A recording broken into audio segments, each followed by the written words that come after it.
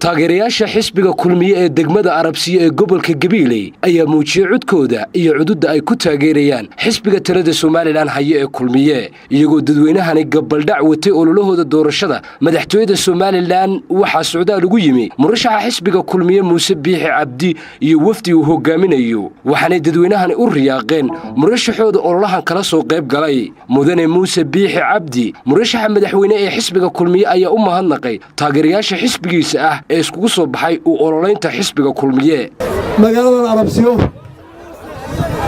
oo magaalo dhulbeeleeda oo tabcata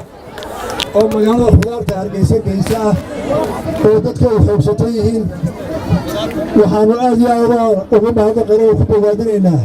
inay yihiin dad wax tabcada dadkana ilaa wax tabcada intaasina soo baxo faqriga kala baxo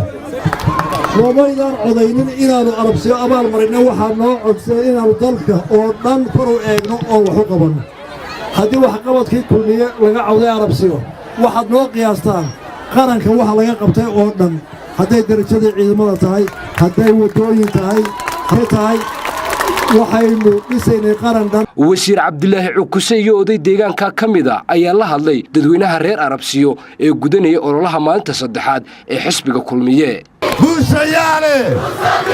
kuushayaale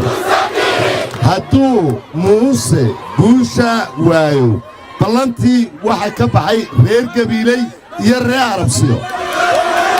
salaama ballan ma tahay عريان دي كعد بدن نانغو waxaanu ballan qaadeenaa inaan guusha kulmiye